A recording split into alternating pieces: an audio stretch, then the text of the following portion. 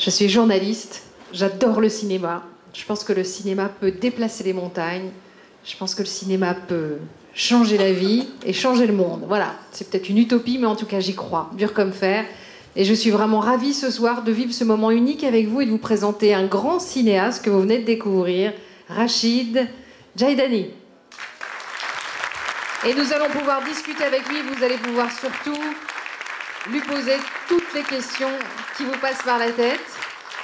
Rachid, regarde, il y a un micro pour toi. Je vous le présente, même si vous avez déjà eu un petit aperçu de ce qu'il est capable de penser. Vous avez déjà un petit aperçu en voyant ce film de ce qu'il a dans sa tête, mais je crois qu'il y a encore beaucoup d'autres choses et ça tourne très vite dans sa tête. Il a fait 1000 choses, je vous le présente en 2 mots. Il a été boxeur, il a été vigile, il est écrivain, il est acteur, il est scénariste, assistant régie, enfin bon, la liste est longue, hein, le CV il est très long. Mais c'est vrai que quand même, alors qu'il est né en 74, c'est ça ? Donc c'est un bébé, il est tout jeune. Il a déjà quand même fait beaucoup de choses. Et donc ce film, qui est une petite bombe, qui est arrivé au Festival de Cannes, à la quinzaine des réalisateurs, et qui est reparti quand même pas du tout bredouille, mais avec un prix, le prix de la critique internationale, et de très bonnes critiques. Je vous conseille d'aller regarder un petit peu sur Internet quand vous rentrez chez vous. Il a eu de très bons articles. Et donc aujourd'hui, nous sommes ensemble pour en discuter, pour en parler. Donc je vous le rappelle, vous pouvez bien sûr poser toutes vos questions, mais peut-être on a envie de vous entendre, Rachid. Dites-nous ce que vous avez voulu faire avec ce film qui a pris, je crois, des années et des années. Et si tu n'existais pas, le son ? Ouais, on va échanger alors. Ben, merci pour...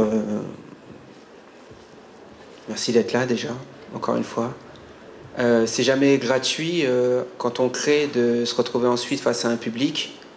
Donc c'est toujours touchant et vraiment je suis touché par chaque être qui se retrouve ici aujourd'hui. À chaque fois, je me dis que chaque être, c'est un univers, et dans chaque univers, ben, voilà, il y a un peu de moi, un peu de nous, quoi. Donc, merci d'être là. Ensuite, ouais, 9 ans pour faire ce film. 9 ans. En même temps, c'était le processus de création qui nécessite... Oh. C'est tout simple, oui. Ça marche aussi. 9 ans, c'était le temps qu'il a fallu pour arriver à ce tableau. Parce que pour moi, au-delà d'un film, j'ai l'impression d'avoir... ce que je disais à Julien Boeuf, qui est le monteur du film, quand il a fallu à peu près 2 ans de montage, je lui disais, pense pas montage, pense pas cinéma, pense peinture. Il faut penser peinture. Moi, pour moi, c'est un tableau que j'ai créé, quoi. Ensuite, quand on part dans une aventure comme celle-ci... faut avoir la foi en soi, quoi. C'est la lumière intérieure qui nous alimente. Parce que pour beaucoup, même de très proches, j'étais comme une sorte d'illuminé, d'embarré et pas crédible. Vraiment, il faut dépasser l'humiliation quand on rentre dans un projet comme celui de Rengaine. Et c'est vrai qu'il faut être assez barré pour faire ce film, y croire, après 9 ans, comme vous l'avez dit, mais surtout avec très peu d'argent, très peu de soutien.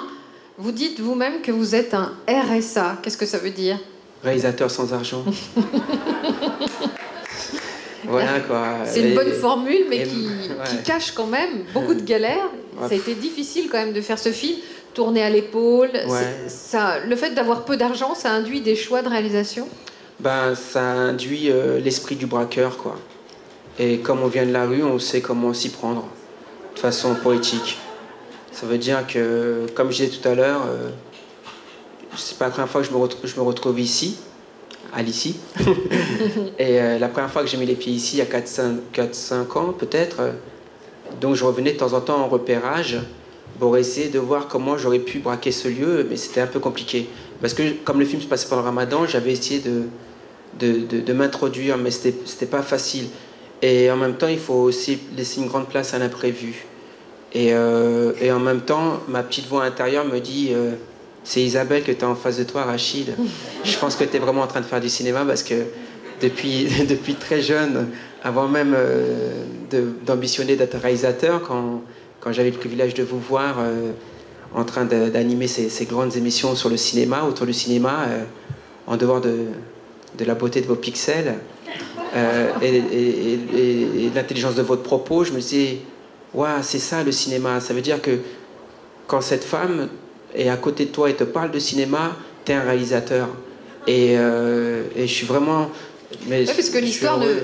Mais oui, vous êtes un réalisateur, un acteur aussi, que certains ont peut-être vu dans La haine de Mathieu Kassovitz. C'est là la première fois que je vous vois en vrai. Oui, en plus, j'étais jeune, je gardais les camions, vous êtes arrivé sur le plateau. Et là, tout le monde a fait silence, quoi. Et moi, comme un petit Rachid, quoi, celui qui gardait les camions, je passais à côté de vous, mais en essayant de humer le parfum. Il me restait que ça comme espoir. On n'est pas là pour parler de moi, on est là pour parler de Romain. Non, mais vous êtes le cinéma, quoi. Non, quand même pas,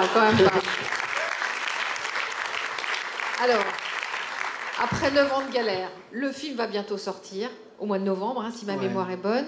Donc c'est vrai qu'ici, nous vivons une sorte de privilège, c'est une avant-première, mais ensuite, le film va être dans, on peut le dire déjà, une 50aine de salles, en tout cas porté par un distributeur, Laurence je ne sais pas s'ils sont là, Haut et Court, qui est un distributeur très très réputé sur la place de Paris, donc ça va sans doute peut-être vous donner envie de vous installer encore plus dans le monde du cinéma. Vous avez déjà d'autres projets, d'autres histoires à raconter? Alors moi je vais être de la même manière que moi j'étais boxeur comme vous l'avez dit tout à l'heure et ce qui fait la qualité d'un boxeur c'est de varier sa boxe en même temps être toujours bien ancré au sol. Et je suis une personne qui veut jamais se faire attraper. Effectivement, il y a des films, il y aura des films. J'en ai déjà fait avec des téléphones, mais je demanderai jamais la permission de faire des films. Vous voyez ce que je veux dire? Ça veut dire que au moment où je suis là, je vais pas commencer à faire la danse du ventre pour dire regardez, je suis là. Effectivement, après, le bonheur que j'ai, c'est d'être accompagné par Laurence Petit, Haut et Court. Il y a Anne-Dominique Toussaint, les films des Tournelles, pour ceux qui ont vu Respiro, Les Beaux Gosses et j'en passe. Caramel, je suis entouré de Donc femmes. Vous avez déjà été repéré je suis entouré de femmes solides et qui m'apportent justement ce qui manquait à la boxe que j'ai pratiquée pendant ces 9 ans. C'est-à-dire il me manquait des femmes de coin. Et aujourd'hui, je les ai en dehors du ring. Il y a plus de femmes dans le cinéma que dans la boxe. Alors, on est ici donc pour dialoguer, pour discuter, les uns avec les autres. N'hésitez surtout pas, vous levez la main, soit vous parlez bien fort, vous vous levez, et puis vous posez votre question, soit sinon on essaye de faire passer le micro. Qui a envie de poser une question à Rachid? J'imagine que ce que vous avez vu ne vous laisse peut-être pas insensible, cette histoire d'amour impossible entre Sabrina et Dorcy. Petite question dans la salle? Ça va venir, il faut s'échauffer. Il faut se mettre en bouche. Moi, je me rappelle avoir lu des articles où on comparait Sabrina et Dorcy à Roméo et Juliette. Ouais. Est-ce que c'est une histoire que vous avez côtoyée dans la réalité, ces histoires d'amours impossibles? Ah ouais, mais c'est au quotidien, bien sûr. Il suffit quotidien, carrément. Bien sûr. Je pense que chacun d'entre nous, peut-être d'une manière ou d'une autre, a vécu des choses un peu similaires, à un certain niveau. Maintenant, ce qu'il faut savoir, c'est que j'ai été acteur, j'ai travaillé avec Peter Brook. Et le jour où Peter me propose de jouer dans Hamlet, je lui dis Peter, c'est génial parce que vous me proposez de jouer dans une pièce de Shakespeare, je trouve ça super. En plus, je connaissais pas, il me fait découvrir Shakespeare. Et à un moment, je lui fais. Et en plus, j'ai un peu merdé parce qu'il y a Roméo et Juliette qui est passé récemment avec DiCaprio à la télé. Et Peter lève la tête, il me fait. Et vous avez aimé? Je fais non, Peter, je l'ai loupé, donc j'ai jamais vu Roméo et Juliette, mais je pense qu'il va repasser. Il me fait, vous l'avez pas vu? Je pense que nous allons commencer sur des bonnes bases. Donc voilà, jusqu'à aujourd'hui, je n'ai jamais ni lu ni vu Roméo et Juliette, mais le terrain, le terre-terre, la rue, le parterre nous ramènent des vérités qui sont peut-être ancestrales. Dans le sens où la thématique de la difficulté de s'aimer, c'est une thématique qui est universelle pour nous, pour les uns et pour les autres. Et c'est pour ça que ça m'a touché. Moi, je suis issu ma mère est black, elle est algérienne de Tlemcen, mais elle est black, plus loin originaire du Soudan. Mon père est algérien.